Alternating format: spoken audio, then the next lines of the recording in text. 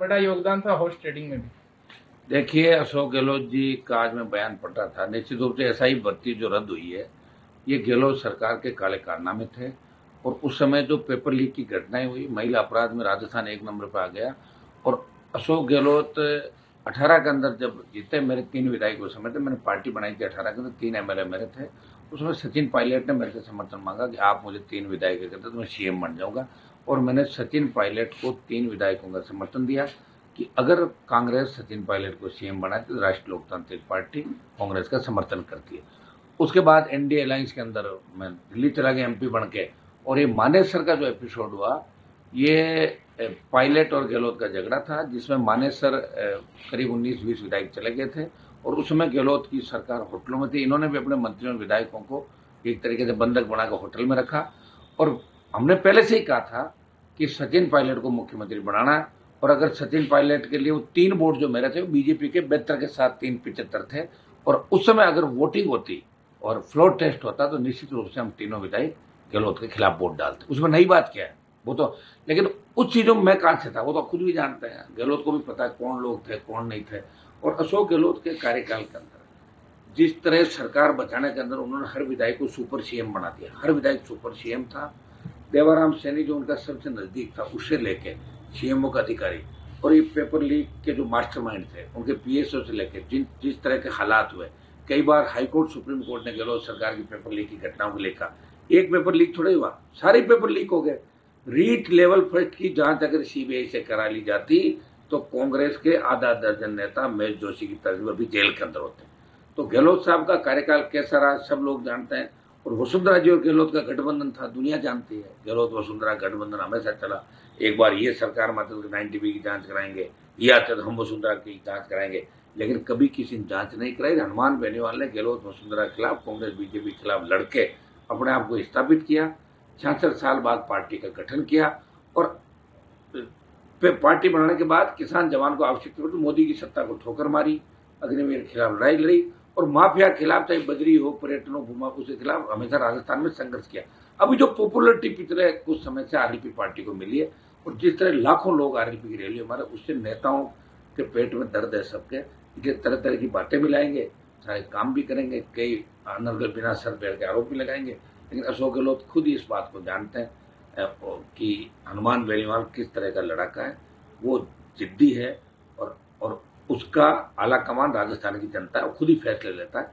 गहलोत को तो फैसले लेने के लिए दिल्ली के नेता को परिक्रमा करनी पड़ती है। सोनिया गांधी और राहुल गांधी, प्रियंका फैसले लेते हैं, हमारे फैसले हम खुद ही लेते हैं, प्रदेश के किसान जवान को पूछ के। लेकिन पिछला जो गहलोत का शासन था वो अखंड भ्रष्टाचार के अंदर डूबा हुआ था। कई सुपर सीएम थे। जो प्रदेश के अंदर हालात बने, आरपीएससी, कर्मचारी चयन बोर्ड, माध्यमिक शिक्षा बोर्ड, जितनी भर्तियां हुई सब कटघरे के अंदर थी, जिससे इनके आरपीएससी के मेंबर इन्होंने जिनको नियुक्त किया, संजय सोते जो इनके लोग थे नजदीकी, पीएसओ तक तो पकड़े गए, कोई छोड़ा नहीं। अब तो गहलोत साहब के बयान का मैं जवाब इसलिए दे रहा हूँ, लोगों को पता लगना चाहिए। और लोगों की भूलने की आदत है राजस्थान में, नई बात होती, लोग भूलते जल्दी है। बीजेपी को वोट दे देंगे और 5 साल कांग्रेस के लिए तैयार हो जाए। इसलिए मैं राजस्थान के लोगों से भी कहना चाहूंगा, जवानों से, किसानों से, कि आरोप प्रत्यारोप को सुने, ताकत रखें। और हमारे भी लोग आरोप प्रत्यारोप, क्योंकि हम जब लड़ रहे हैं तो निश्चित रूप से हमारी लड़ाई को कमजोर रखने के कई तरह के आरोप प्रत्यारोप लगाएंगे लोग। तो गहलोत साहब को भी ये भी बताना चाहिए कि आपने भी हनुमान जी से कभी बातचीत करी थी, या जो मैंने आरोप लगे उनके जवाब मैं उनसे मांगना चाहता हूँ कि आप सरकारों में रहे, हमेशा रहे। हनुमान बेनीवाल और ये लोग अगर हॉर्स ट्रेडिंग और काम करवाते तो हमें सत्ता में आने से कौन रोकता। मैं तो सत्ता में 2003 में ही आ जाता, मैं तो सत्ता छोड़ के सड़कों पे हूँ। और जो उन्होंने आरोप लगाया वो निराधार है। इसलिए उन्होंने आरोप लगाया कि हमारी जो पॉपुलरिटी इस देश के अंदर हो रही, उससे अशोक गहलोत जैसे वरिष्ठ नेता भी दुखी है, और दूसरे कांग्रेस के नेता भी दुखी है, और भारतीय जनता पार्टी तो पूरी दुखी है। कभी तो भजन लाल जी ने हमारा बिजली का कनेक्शन काट दिया, 2 लाख रुपए भी ले लिए, कनेक्शन भी काट लिया। हाई कोर्ट के अंदर बैठा हूँ, सरकार बार बार तारीख ले रही कोर्ट में, सब 3 दिन दो, 5 दिन दो, 8 दिन दो, 2 महीने हो जाएंगे, अभी तक तारीख नहीं आई मेरी। इससे अंदाज लगाओ, एक व्यक्ति जनरेटर चला के भी अपने सम्मान स्वाभिमान की रखवाली करा, पैसे भी दे दिए, कनेक्शन भी सरकार ने काट दिया। अब मेरे कनेक्शन के लिए आंदोलन थोड़ी करूंगा। मैं राजस्थान के नौजवानों को लड़ूंगा। जितनी भी भर्तियां, चाहे जेएन की हो, चाहे पीटीआई की हो, चाहे दिव्यांग सर्टिफिकेट हो, गहलोत सरकार में जिस तरह बजरी माफिया का आतंक था, उस आतंक को मैंने खत्म किया। वो बजरी माफिया कहता था एक तरफ गहलोत है, एक तरफ वसुंधरा, उसको भुला दिया बजरी के ठेके लेना। तो हम जिसके पीछे पड़े उसको उसके अंजाम तक पहुंचाया। चाहे राजस्थान के हार्डकोर अपराधी थे, चाहे राजस्थान के जवानों के मुद्दे थे, चाहे किसान के थे, हमेशा हमने लड़ाई लड़ी। और ऐसा ही भर्ती और आत्मनिर्भर पुनर्गठन का जो मामला आरएसपी ने शर्त से सदन तक उठाया, उसी का परिणाम है कि देश में माहौल बना और ऐसा ही भर्ती हाईकोर्ट ने रद्द की। हमने कल ये भी बात की कि भजनलाल जी ये बताएं कि अपील करेंगे कि नहीं करेंगे। उसके बाद ही भजनलाल सरकार का बयान आया कि हम भर्ती रद्द के खिलाफ कोई अपील नहीं करेंगे। जबकि जोगाराम आज भी कह रहा है कि भर्ती रद्द हो ही नहीं, पर क्या तो क्या मुख्यमंत्री जी भजनलाल जी, आपके मंत्री आपको बाईपास करके निकल रहे हैं क्या? इस तरह के बयान कैसे आ रहे हैं? इन मंत्रियों पे भी आप लगाम लगाएं। आगे तो इन मंत्रियों की वजह से, इनके महिला मित्रों की वजह से आपको नीचा देखना पड़ा, फिर कहीं कुर्सी हाथ से नहीं चले जाए। ये भी मैं भजनलाल जी से पूछना चाहता हूँ।